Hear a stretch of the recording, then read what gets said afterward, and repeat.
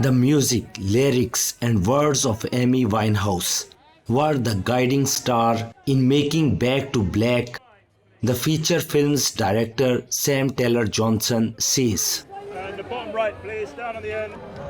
the biographical drama follows the lead singer's rise to fame and portrays her relationship with her family and her former husband, Blake Fielder Sewell. It comes nearly 13 years after the six-time Grammy Award winner died from alcohol poisoning, aged 27. Considered one of the most talented singers of her generation, Winehouse's untimely death shook the music world. Telling Winehouse's story from her own point of view was essential, said Taylor Johnson, whose previous films include 50 Shades of Grey and John Lennon movie Nowhere Boy. Taylor Johnson said at the film's world premiere in London on Monday, I just wanted to be in her perspective to kind of give her agency back, because I felt like it had been kind of taken away and she'd just become a victim of her tragedy, and I felt like doing it through her words and music kind of like brought the music back to life and celebrated her again, and that felt so important. I felt like she deserved it. British actress Marisa Abala, who plays Winehouse, described taking on the role as both a responsibility and an actor's dream. Well, I mean it is, but it's also a dream because of how complex she was as a person. You know, you don't get parts like Amy every day, and that's not because she's Amy Winehouse, but it's because she was everything in one, you know.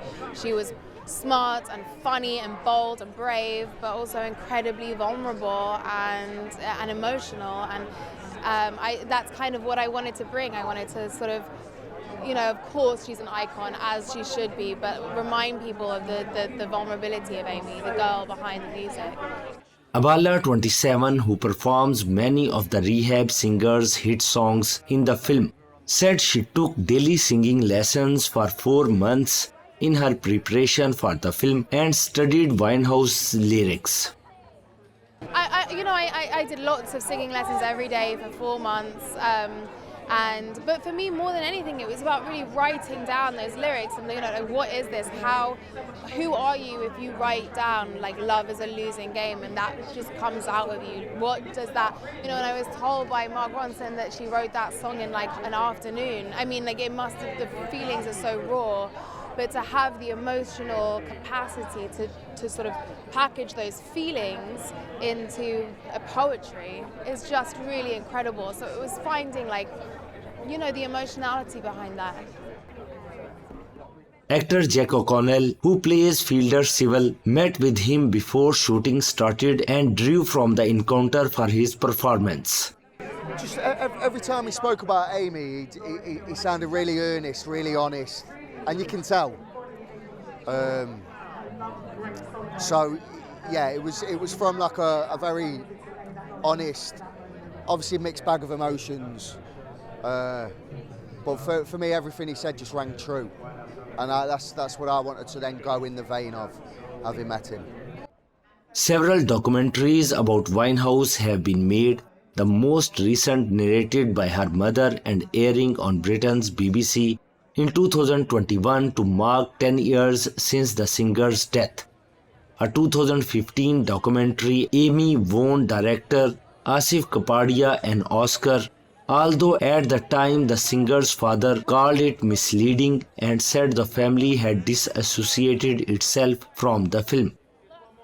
Back to Black has been approved by the Amy Winehouse estate, and Taylor Johnson met with Winehouse's parents. Well, I didn't need anybody's approvals, and that's important for me to say, because it's important also to declare I made the exact film I wanted to make. I had all music approvals, but I wanted to meet with the family out of respect for the fact that I was making a film about their daughter, and it felt wrong not to meet with them.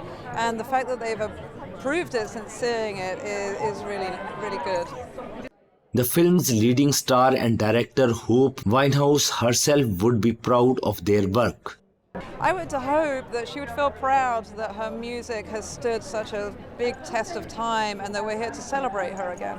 Thank you. I hope she would be proud of herself and everything that she achieved in her life. I think it's, time that we remember what an incredible legacy she left us with as an artist. Back to Black begins its global cinematic rollout on Thursday.